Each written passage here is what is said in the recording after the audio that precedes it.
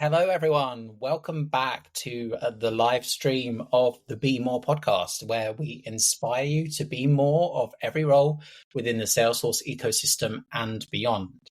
For today's episode, we are exploring what it means to be more open sorcerer, and I am joined today by Nicolas. So if you could start by introducing yourself for our audience, please. My name is Nicolas, as you said. I am 41 years old. I code for 30 years, so 31 years, started early.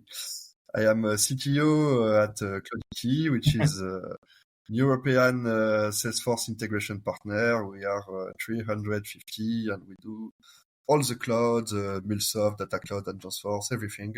So there is a lot of many interesting topics that I can interact with every day. So a very wide job, but this is not the topic today. As the topic today is open source, I will focus on my passion, which is open source. And thanks a lot for inviting me, Tom. Okay. All right. Awesome. Well, let's dive into that a little bit more then. So if we were to break it down for somebody who's tuning in and maybe they don't know what open source is, are you able to just give us an initial definition of that? I am not sure the purist would agree, but open source for me, it's when people decide to build applications or to work on applications and give it usually for free to all the community. That's what I do in the context of Salesforce with SFDXRDis. But basically, open source, it is collaborative work in the benefit of everyone. And for those who don't know what it is, probably half of what you use every day is open source. All the servers, they run on Linux. Linux, it is open source. Even in Salesforce, when you code in LWC, LWC is open source. When you use Salesforce CLI is open source. So there is a lot of open source everywhere in IT. Yeah. Okay. Awesome. Well, that's great to know. And expand on this a little bit more then. What would you define the role of open sorcerer? Is this somebody that ultimately helps to build and maintain open source solutions, or is it a bit more involved than that, do you think?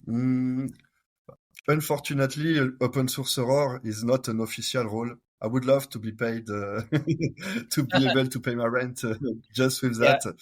Open sorcerer, it's more of a mindset.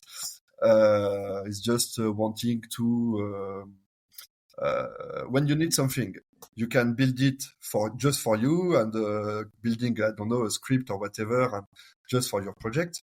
Or you can also decide to build it for everyone and to share it because you like also to use the other open source tools that you can benefit of. One of the most famous, the most famous open source tool in Salesforce ecosystem is Salesforce Inspector. Salesforce Inspector, there is no company, there is dozens of individuals led by my friend Thomas Prouveau. A lot of French people in open source too.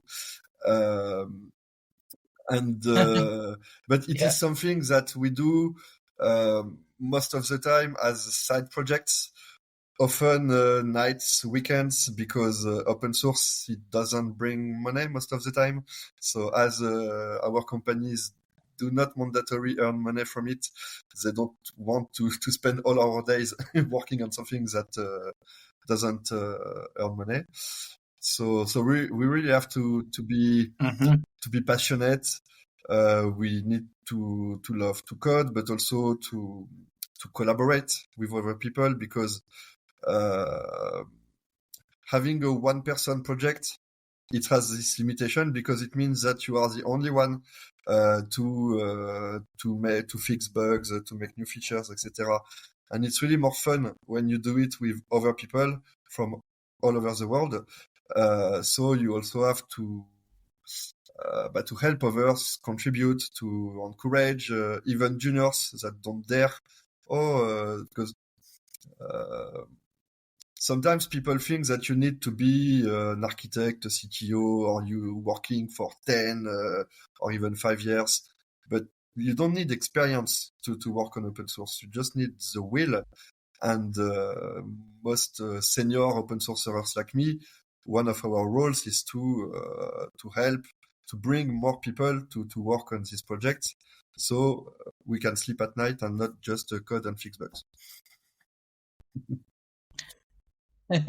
Yeah. Okay. Awesome. So it's good to know that AI hasn't taken over just yet. That there's still the need for these open source solutions to help other people, perhaps with similar or kind of parallel challenges. And certainly, I love how you spoke about Salesforce Inspector, because I use that tool every day. It saves me so much time, and I also. Yeah, it's amazing, and I encourage my clients to use it as well. And I've got a couple of them using it now, and I taught them some new features of it today. So certainly a fan of that open source solution myself. So thinking about this now as somebody who is an open sourcerer, and we're going to campaign to make that an official role. We'll see how far we get with that campaign.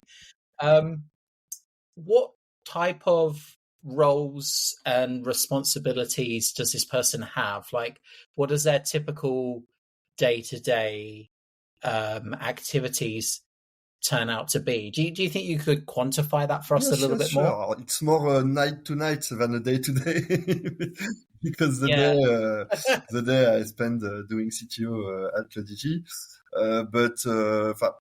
What is good with open source is that, as you don't have a boss, you just have a community. You don't have deadlines. You don't have someone to push you saying you have to deliver, even if it's half baked or whatever. So basically, when you want to work on open source, you work on it. And when you have a tool who starts to be widely used, like SFDXRDs, for example, and that your company's clients and other company clients depend on it, indeed, if you have, you have to watch for issues that are declared on GitHub, because as open source is most of the time free, people don't pay. But if your open source application is not solid, but people will just not use it, because they will say, okay, it's not a serious tool, I cannot count on it. So it's a lot of responsibilities, because you need to keep the trust of the community around your tools. For example, if SFDXRDs, there is a bug that forbids to make deployments, and I take 2 weeks to fix it, but people won't will say, okay, this tool is not I take risk using this tool. So yes. So basically, you listen a lot to the feedbacks. I always ask a lot of feedback from people, because you see from your point of view, but sometimes you see people use your tools in ways you never have imagined. But as they use it that way, you have to make it work. So most of the times, you can ask people, okay, you need a new feature, you need an evolution. You can code it yourself and submit your update, and I or other maintainers will validate and will make a new version about it. And so there is a lot of build and maintenance, but it's nice to have a tool, but you also have to handle the communication about it. So the communication about it means doing some podcasts from time to time, but also write articles, LinkedIn posts, conferences at Dreaming events, also at Dreamforce. So it's a lot of work. But when you are really passionate, and when you find a good team around you, which is not your team because you don't have any authority, the day they don't want to work with you anymore, they just have to stop, but you don't pay them, so they can. But having a good community that provide feedback, but also new features and fixes, it's amazing because you work on projects with just people like you, passionate people, and as there is no hierarchy, it forces everyone to be good in communication, because if you are at work, for example, you need to convince someone. You disagree with one of your colleagues. So Yes. when you disagree with one of your colleagues, if there is no way to agree, you call for the boss or whatever, who will choose. But in open source, if you disagree, but people stop working with you, and end of story. So you have to really explain, to help, also to give a lot of support. So maybe it's a little blurry, if I'll say, but Okay. it's a lot of things. Yeah. Okay. No, awesome. That's great to know. And do you think the majority of people that are involved in providing or supporting like open source projects do it as a side job? Like they have usually a full-time job as well as the open source project, right? So it depends, because, for example, if you need a new feature of SFDXRDis that will help you sell something to your clients. For example, there is an SFDXRDis command that allows to export all documents of a Salesforce org, which is quite a common request. Your client will say, I want all the content version of my opportunities. I want them in a SharePoint folder, for example. So if I have a command who do that, but there was a part which was not covered, and someone who works in one of my competitors' company, he made a pull request to make this enhancement. Hello, Brahim, if you look at me. Because it helped him for his client. So when you work on open source, there is no competition between companies. There is just requirements and people who can implement these requirements and make the whole community benefit on it. So I don't remember how I got to that. Okay. Long day, sorry. No, that's great. I think it's good for people out there listening and considering potentially an open source project of their own, whether that's a new project or supporting an existing one, because there are a number of good open source solutions out there related to Salesforce. So actually, next question we have actually that's coming from the audience, but it nicely aligns with what I was going to ask anyway. So if there's somebody listening to this, right, and they're looking to get started in Open-Sourcery, what would you recommend to that person to get going? Like, are you going to suggest maybe going slow and steady, or kind of jumping right in? What, from your experience, works and perhaps what doesn't work? I think the best is to contribute to existing open source projects, because I don't know if you, for example, Tom, you are a user of Salesforce Inspector, and maybe you would like a new feature, or maybe you just want to start an open source. But you always want more to do open source if it's something that will be useful to you, because working for nothing, okay, great, but if it can be useful for your own use, it's better. So if you can go on GitHub repositories or on the Salesforce Inspector, SFDXRDis, Nebula Logger, one of the many open source tools, and there is a tab named Issues with basically where there is everything that is asked by people, so bugs, new features, etc. You can take one, and all the repositories they have contributing instructions. They have pages of documentation that explain you how to install it locally on your computer, how to update the code, how to test locally, etc. And when you have questions, you can ask to the maintainers, because for example, I will always help a junior working on SFDXRDs for a very selfish reason. Selfish reason is that any work that anyone else that me will do is a work I won't have to do. So it is in the interest of open source maintainers to help anyone wanting to contribute, because it allows us to have a little bit more time to sleep at night. Yeah, no, definitely. And I certainly like that whole, like, we're all in this together vibe. Like, I gave some feedback on Salesforce Inspector Reloaded, actually. I went into GitHub, I created some issues and some requests, and they were prioritized and have now made their way into the open source solution, which is great to see.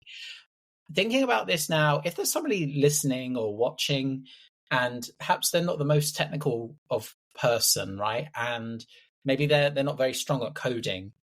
What other ways can people help with open source projects? And I have a few ideas, but I'd like to see kind of what you think about this question. That's a very good question, Tom, because indeed, hardcore open sourcerers like me, we are coders, but we also need feedback.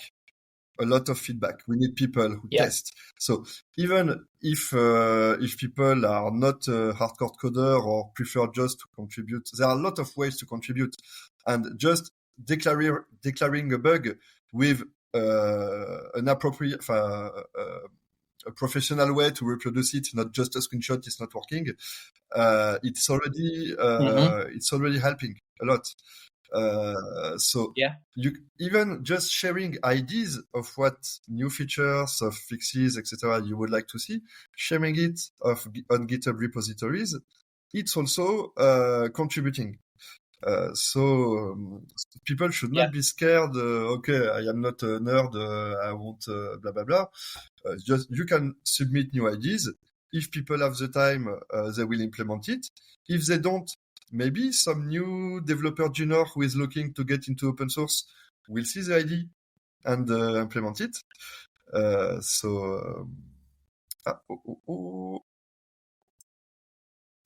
Did I?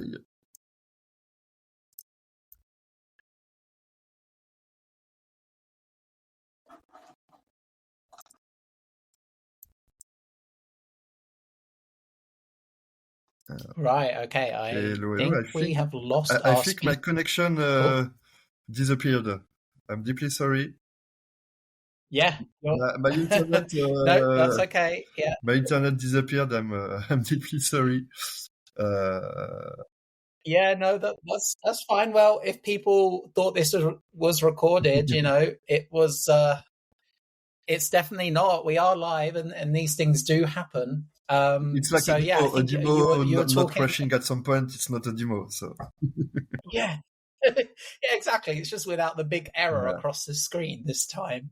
So I think to summarize, like you were saying, people could become involved with this in terms of supporting the project by like testing out beta versions, raising issues, maybe helping the project team like prioritize or triage issues as well as they come in.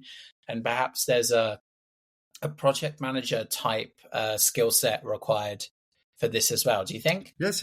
And also testing and sharing ideas. And even when I always tell to my colleagues, because my colleagues are a lot of my beta users, and they provide a lot of ideas. I say, if you are unhappy about a tool, complain about it.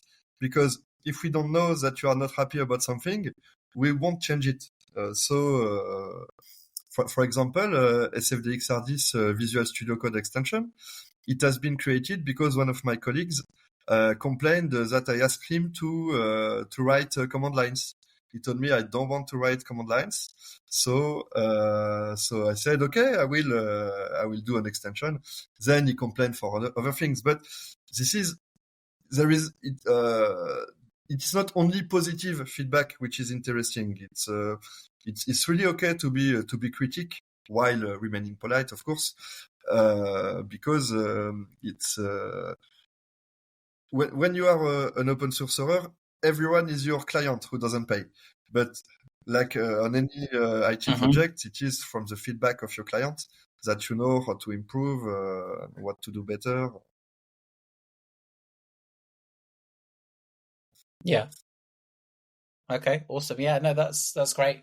And thinking about this now, if you were to start out on your open source journey again, is there anything you would change or do differently, do you think? Yes. I think I started at 35. I was so old already, and I have learned so many things with so many highly skilled people, much more than me, that I think I would have been much better in my internet. No, internet is okay. Oops. Yeah. You're back. Yeah, So you're yes, here. I Yeah. was saying I would have been much better in my day work if I started open source at 20 and not at 35. So I would have started earlier. Yeah. Yeah, okay. And I think I can certainly relate to that. Like, as somebody who's quite involved in the community, like if I had gotten involved a couple of years before I actually started, like I would just have been a better rounded, more rounded like individual, I think, because ultimately you're talking to other people, networking, and also sharing ideas, which I think is super important for this role as well, don't you think? I totally agree with you because depending the topic, who can be open source, who can be podcast, communities. I think the more different people you interact with, the more rich your brain or thinking becomes. Because it's nice to work with your direct colleagues, but there are 5, there are 10. But if you open your world, you can only have benefits, I think. Yeah, definitely. And thinking about this now, as we kind of draw the session a little bit towards the end, but what skills or attributes do you think it takes for somebody to be an open sourcerer? What type of personality traits or behaviors would you expect this person to exhibit? I'm not sure there is an exact answer because, for example, my next conference is about AI-generated documentation of a Salesforce project. I started it. I started the commands and the feature maybe 2-3 months ago and talked about it. And since I have been joined by Maria, who is Ukrainian, who is tech lead, but a little bit shy, 27 years old. She added new features like documenting automations, building presentation, etc. Yeah. Then I have received a pull request from Mateus, which is a junior developer in Brazil, who say, "Oh, I want in PDF." I said, "Okay, just code it." And the guy Right. implemented the PDF output. Then there is Tara from Morocco, Salesforce Morocco, who said, I want LWC, AI-generated documentation. I implemented it. And then there is also Anush from Australia, who said, I like Agent Force, but I would like to use Vuillamy, an open source large language model, and I implemented it. And so in maybe 1 month, my new feature had 4 contributors from 4 continents, and I'm not sure. Yeah, the whole I'm world. not sure Yeah. all these persons are have the same temper, character, etc. I think what they have in common is just they just wanted to contribute to something a little bigger than their daily work. Oh, hello, Maria. And I think it's hard to answer to your question because I wouldn't like viewers to say, "Oh, I am not like that, so I will not try." Just I think even if someone is looking this podcast about open source, it's a good enough reason to try to start. And again, if you don't know how to start, just write a message. I will redirect you to the repositories. Not only mine. I will try with mine, but there are a lot of other great people that need help. So I think either you are a developer or an admin, an architect, whatever. There are always ways to contribute, and if you want to be part of that, just send me a message, and I will tell you where to start. Yeah. Okay. Awesome. Well, there's certainly a couple of people listening, and we even have some of your contributors tuning in as well. So they're definitely big fans of you and your work. So that's great to know. So thinking about this now, are there any kind of myths or misconceptions around open source that you would like to clarify for the audience? Like, do people think of open source and they come to this conclusion or make this like a particular assumption automatically? Do you think there's anything out there like that you'd like to clarify for our audience? Have you heard about such myths? No, but some people will say it is not secure, blah blah blah, and it is not open source which is not secure. It is how a repository and an application is handled. I know that for my tools, I have many security scanner, SBOM, etc. So I know that the zero risk doesn't exist, but like with any application, Eric. But if an open source repository is maintained seriously, there is no more risk than with using proprietary tools, and sometimes even less risk because it is all open. Everyone can see everything. So basically you cannot hide anything. So yes, sometimes I know that some CISOs, they say, oh, we don't want open source, blah, blah, blah. But then you remind them that all their servers are using Linux, which is open source. But no. And maybe there is also a myth that we are all nerds. And it's probably true, so I won't deny it. Yeah, I mean, sometimes we just have to lean into the truth, and sometimes that is the truth. I have a life aside. Yeah, it was great. I have proof of that. I go out, I have friends. I don't spend all my nights and weekends, just part of the weekends and nights. Yeah, no, that's great to know. And I hear that you're going to be making it to London's Calling soon, talking about how to auto-generate your documentation with open source and Agentforce. Yes, right? I will be in London, London Calling on 6th June. And 1 week before, I will be at Czech Dreaming, and I will also present the same presentation. So just do 3 clicks and generate your retro documentation with Agentforce, and make a big website of it. And I will also have Maria, who is in the audience, as co-speaker, because you can start to work with people. But if you get on well, you can say, okay, let's be speakers together. So you can meet great people also with open source. And Vikal, yes, definitely. The chat is about how to generate documentation using all the metadatas of Salesforce, but with let's say human understandable explanations that are calculated by Agentforce or any large language model.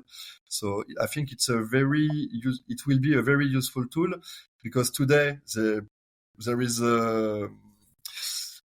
usually not a lot of documentation on existing orgs, so it can create the base of big documentation. And I will send you a link, Vikal, if you want. I don't know if I can. Okay. Yeah, we can find VCal's details and maybe get them from there. So that's great. Well, thanks again for your time today during this chat. I've certainly learned a lot and enjoyed connecting with you. And hopefully we will encourage some more people out there to be more open source. So thanks again for taking the time out to speak to us and thanks inspire. again to give this audience to open source. Yeah. Yeah. Awesome. Thank you. You're welcome. Bye bye everyone. Bye Tom.